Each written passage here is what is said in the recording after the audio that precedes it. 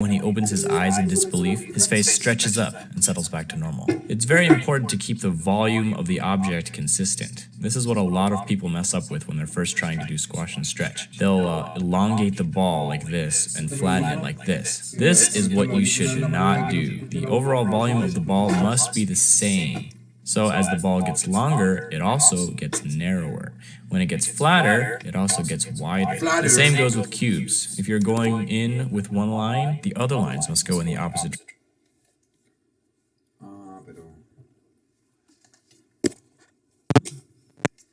In-betweening with cubes is easy because you can measure the line in between the two lines and then connect them to make the cube. If you master squash and stretch with cubes, the next step is to try to do it in 3D.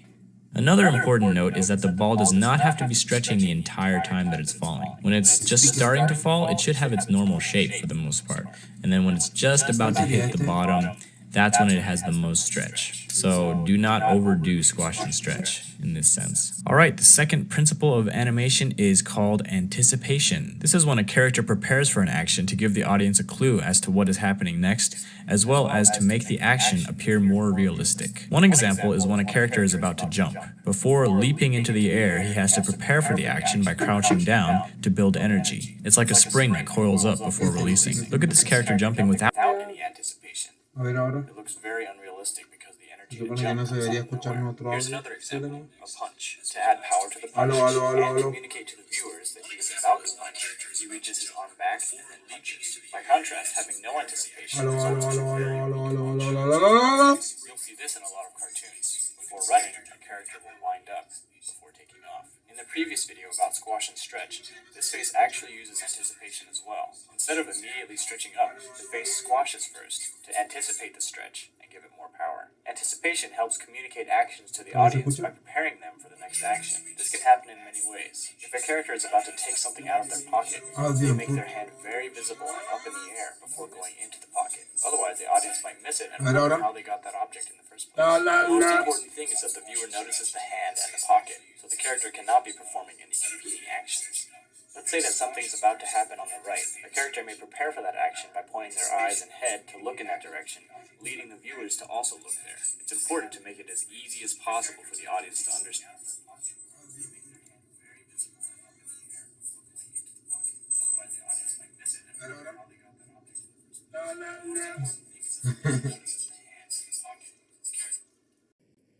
Espérate, sigue nomás. No.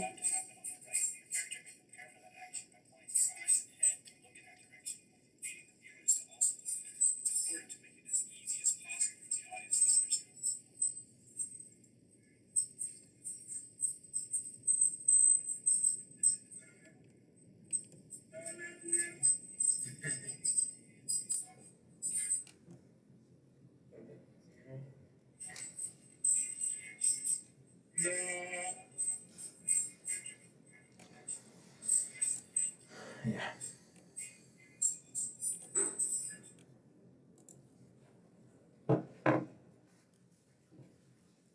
Ya sabemos que se escucha entonces. Understand what's going on without having to watch it twice. But this can also be used to trick the audience too, if you lead their eyes in one direction and then surprise them by having something happen on the other side of the screen. Taking anticipation a step further, you can actually have multiple levels of anticipation. Let's go back to our punch animation, where the character winds up before punching. This animation has one level of anticipation. Now look at this one. The character is actually winding up for his wind-up by going forward, then winding up, and then before punching, he throws his other arm back to further anticipate the punch. This punch is very complex. It's actually similar to what a baseball pitcher does when he's getting ready to throw the ball. So the third principle of animation is called staging. Staging is the presentation of any idea so that it is completely and unmistakably clear. This is a very broad principle because it covers so many areas of animation. It can apply to acting, timing, camera angle and position, and setting. So when you're animating, you want to be in full control of where the audience is looking. You're essentially saying, look at this, now look at this, and now look at this. This control is achieved through staging. All of the elements of the scene work together to move the viewer's eyes around the screen. Here's an example of bad staging. The characters are competing for stage presence, so the viewer doesn't know which one to look at. The camera has a lot to do with this. It's important to know when to be close up and when to be far away. Far away is good for big actions, while close up is good for expressions. Don't have the main action be off to the side. It should be either in the center of the screen or in one of the thirds of the screen. If they're facing to the side, there should be more empty space in the direction that they're facing, unless someone's sneaking up behind them, in which case they would no longer be the main character of the shot. The main action of the scene should be very clear and simple. It can't be upstaged by other things that are going on. This takes attention away from the main point. It should also have proper timing. Let one action finish before the other person starts their action, instead of overlapping them. Sometimes you need to insert pauses if there's something on screen that needs to be processed by the viewer before moving on. Sometimes if there's any text on the screen, you should keep it on screen for as long as it takes to read it out loud 3 times. But it's not just about controlling the viewer's eyes, it's also about conveying ideas. If a character is sad, for example, you want to make sure that the viewer knows that and feels that. If someone's house is supposed to be very poor and decrepit, go over the top to make sure that they get it, and don't have any objects that detract from that purpose. Let's take this scene and give it the staging treatment. This fat guy is eating pizza. The idea that we want to convey is that he is a severe overeater. So let's set the stage more. Let's give him more pizza and put piles of pizza boxes behind him and stains on his shirt. Let's move the camera down below him to make him look bigger. And let's change his acting so that his weight actually gets in the way of his eating, so he can't even reach for the soda without falling over. Now let's make sure to time it right so he notices the soda and then reaches for it. Now the idea is very clear. Alright, so the fourth animation principle is called straight ahead and pose to pose. This term describes 2 methods used to animate drawings. The first method, straight ahead, is where you draw the first drawing, and then you draw the second drawing, and then the third drawing, and so on. It's basically animating as you go. The second method, pose to pose, is where you draw the beginning and end of each main pose and go back later to fill in the drawings in between. So there are benefits to both methods. Pose to pose is generally better for most actions because it gives you the most control. You have a good idea of what the action is going to look like very early in the process. So instead of worrying if the character is going to end up in the right place, you decide where they end up from the beginning and work backwards. Also, using straight ahead animation can lead to the character changing size or being on a different level from beginning to end. Pose to pose can save you a lot of work. If you were to animate a whole sequence straight ahead and then realize that one pose is off, you would have to change several drawings to fix that one pose. But with pose to pose, you do the main poses to see if it feels right, and you can catch problems early on.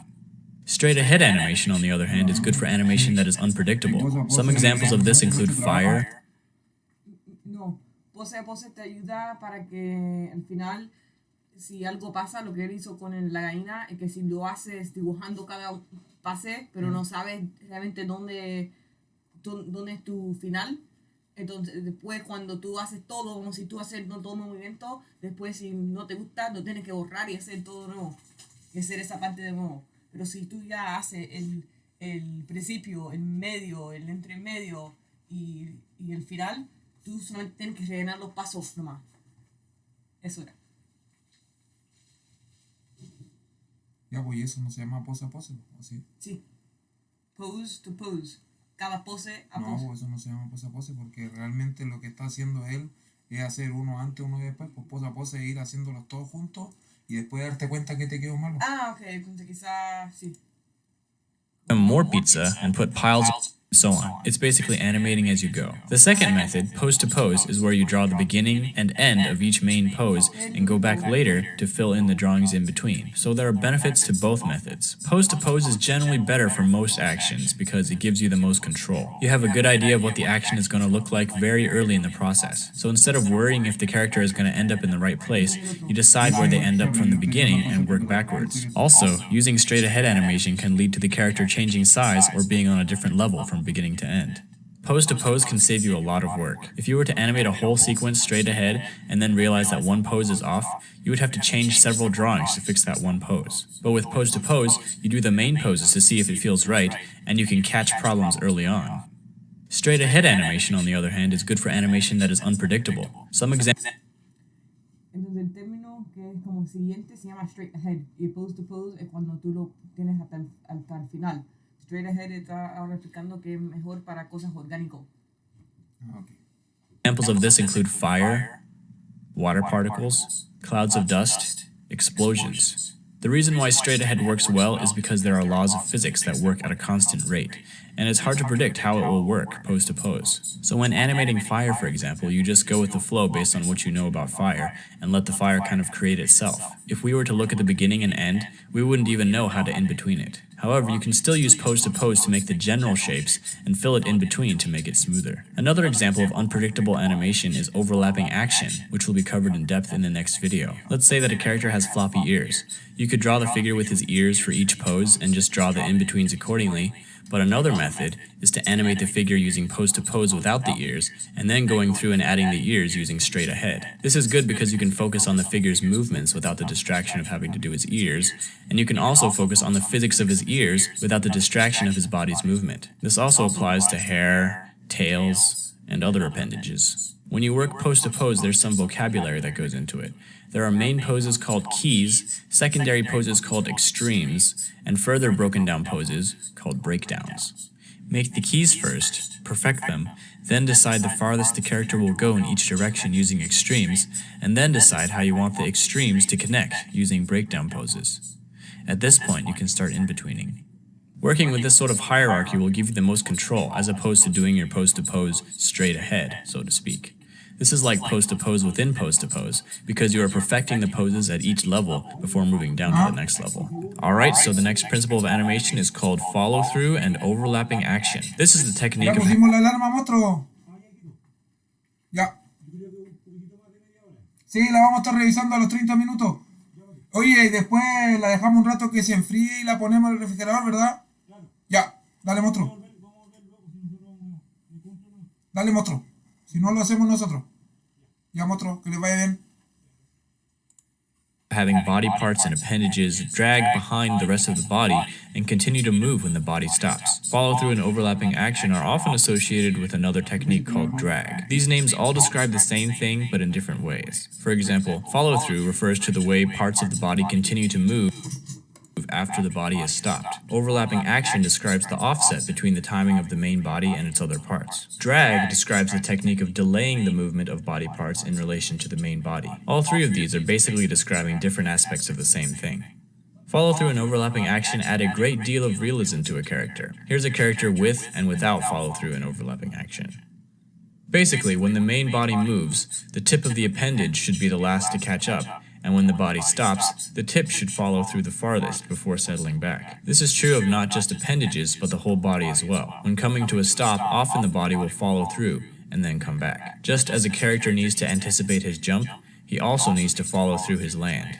Sometimes the extra skin on a character can be treated as a separate entity with drag and follow through. Similar to squash and stretch, the amount of drag that you give something says something about its mass. The first one is like a TV antenna, while the second one is like a feather. It's usually easier to add the appendages after the animation of the main body is finished. When adding hair, for example, use the previous frame as an indicator of where the hair should be stretched towards. Since it has drag, it should be dragging from where it was in the last frame. In addition, make sure to let the hair follow through when the body comes to a stop. Arms are a good place to insert follow-through and overlapping action. Have the elbows lead the arm's actions. The elbow comes first, followed by the forearm, and then the hand. This is true even when walking. The forearms drag slightly behind the elbows, and the hands drag slightly behind the forearms. Overlapping action helps to break up an animation to make it more interesting. If we offset the movement of the arms and legs, the animation appears more graceful. If a character is standing up from the ground, we could offset the top half from the bottom half to make it look less easy and more realistic. Alright, so the next principle is called slow in and slow out. This principle refers to the way pretty much all movement starts slowly, builds speed, and finishes slowly. This is one of the most important principles to achieving lifelike motion. Without slow in and slow out, things feel mechanical. That's because robots are one of the only things that actually move their parts at a constant speed. To use this principle in 2D animation, you take your extreme poses, draw a single in-between, and then draw in between those, then only in between the drawings closest to the extremes until you're satisfied with the amount of slow in and slow out. With 3D animation and motion graphics, adding slow in and slow out is a matter of changing the motion curves from linear to spline by adjusting the Bezier handles. As time progresses, the object starts slow, gets fast, and ends slowly. Use it wisely. For example, you wouldn't... Como eso es lo que está hablando es de... en español se llama... Creo que es la línea de tiempo, ¿no? Si no me equivoco, pero déjame explicarte antes que realmente, para que veáis si es que entiendo lo que está diciendo, cómo funciona por ejemplo, una pelota que se mueve de allá hacia allá. Realmente entender que la realidad es que cuando sale más lento, acá se ve más rápido y aquí se ve más lento.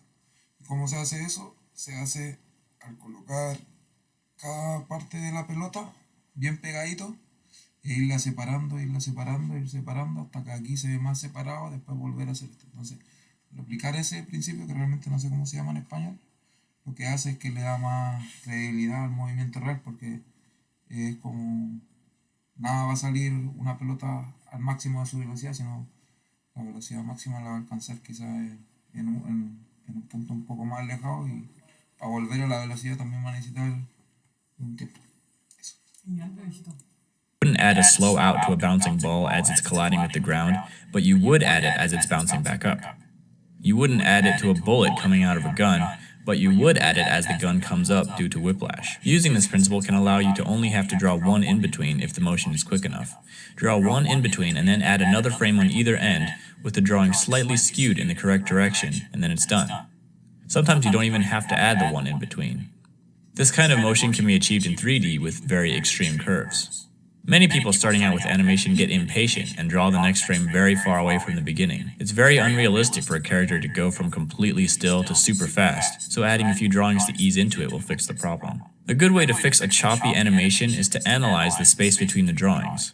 They should be evenly spaced, with drawings closer together at the beginning of the action and at the end of the action, and drawings farther apart in the middle.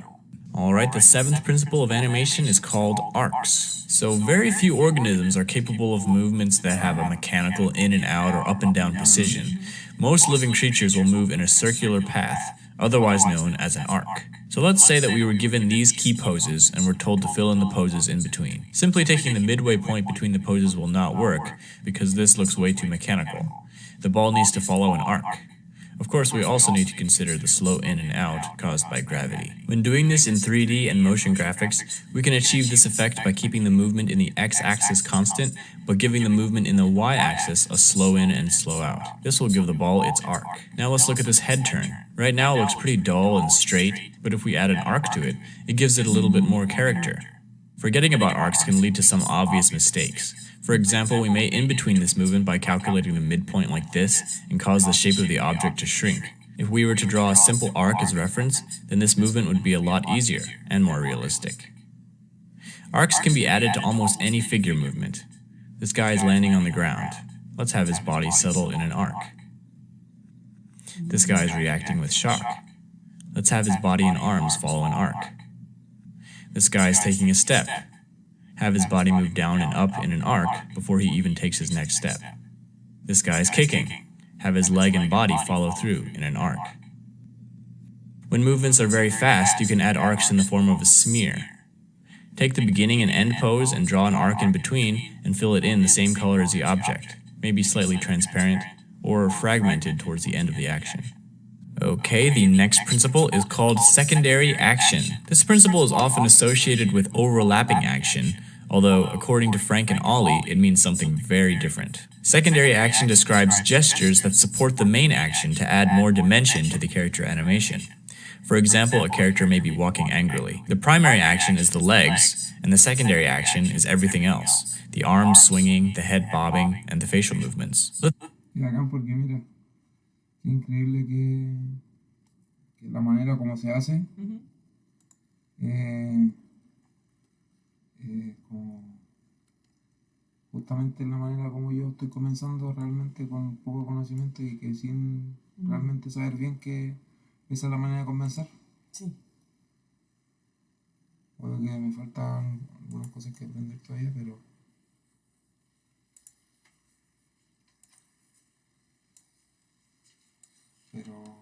que bacán, porque al final eso es lo que pasa, que tú vas adquiriendo conocimiento, pero a mí me gusta, realmente mi método es, por ejemplo, voy a escuchar eso y ahora voy a intentar poner en práctica lo que más que puedo de eso, pero como es mucha información, entonces no voy a poder poner en práctica todo, tengo que aislar una pura cosa. Entonces por eso, como obvio que a veces puede ser diferente dos metodologías de aprendizaje, pero como tú ya te conocís cuál es la mejor para ti, porque averiguaste y trabajaste en eso, entonces es mucho más fácil. Entonces realmente a mí todo este video, por así decirlo, no me sirve, porque es demasiada información. Entonces realmente lo que me sirve a mí es ver este primer principio del squash y del otro del stretch, y practicar esto, y estar toda la semana practicando esto. Una vez que ya aprendí bien esto, recién me voy al otro, ¿cachai? ¿No? Pero también es como uno va viendo, porque por ejemplo yo ya hice eso del squash y el stretch con la pelota el otro día, ¿cierto? Entonces, pero realmente yo lo que quiero hacer es empezar a hacer un monocaminar. Entonces estoy intentando hacer un monocaminar, pero me di cuenta que es muy difícil porque son muchas partes las que tenéis que mover. Si no sabéis, entonces, ¿qué fue lo que se me ocurrió? Empezar a hacer la zapatilla primero, para no tener tanto. Entonces, como la zapatilla y la parte primera del pie no varían en el movimiento mucho, porque generalmente estos dos huesos no se doblan, nunca se doblan, aunque si va a exagerar quizás sí, pero realmente el que se va a ver doblado debería ser o el que hace toda la doblación debería ser la otra parte, ¿cachai? ¿No? De aquí para abajo esto nunca se mueve, entonces esto no influye si está o no está en el zapato, solamente hace que se vea ahora un poco más de lo que estáis haciendo. Entonces ya estoy entendiendo esto, y ahora con lo que entendí ahora es que realmente tengo que hacer pose a pose. ¿Pero qué significa pose a pose? Significa, mira, hacer el primero, hacer el del medio y hacer el del final. Eso significa hacer pose a pose. Entonces después que tenéis los tres en el lugar donde tú vayas a estar, significa hacer los otros cuadros paso a paso los que queréis llegar hasta lograr esto. Ya. Entonces ya con eso yo ya sé que ahora puedo trabajar todo ese rato. O sea, aprendí un 20% en un ratito, y ahora voy a trabajar un 80% para adquirir ese conocimiento, porque si me pongo a leer y a investigar todo al final llegáis aquí y no sabéis qué hacer. Entonces ese es mi plan. Ahora vamos a poner una música para motivarnos y vamos a empezar a trabajar. You know what I mean?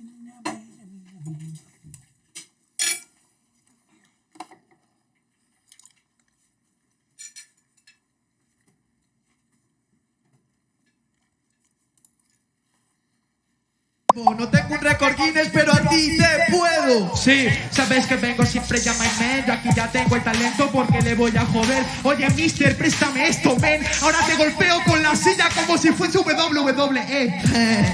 Pero vuelves a cagarla. Me pegaría con la silla si pudiera levantarla. Pero al final yo te humillo. Utiliza esa silla para sentarte en el banquillo. Estoy haciendo pasilla porque eres un subnormal. Yes. No se bajan, cobro 1200, es que en la primera no me entraba en la caja. Así que me da igual, chaval, si este te raja. No hace falta ser marajá para enseñar partir barajas. Ser marajá, venga, saca el cheque. Di de verdad que ganas lo que prometes. Que cobra 1200, que tiene muchos billetes. Cobra 1200, sí, 1200 cacahuetes. No, eres muy tonto. Yo me lo tomo con humor. Y si te lo tomas con humor, ¿por qué le seguís llorando las palabras como un maricón?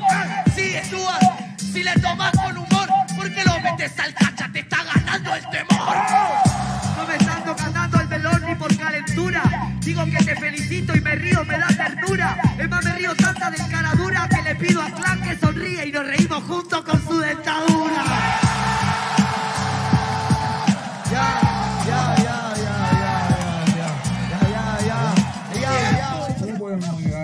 Uno, dale, tiempo. ¿Y para qué contar? Si ni tú ya sabes que en todo este tiempo perdiste. Tú me dices que yo no le pongo flow solamente porque ese doble tempo la verdad me parece muy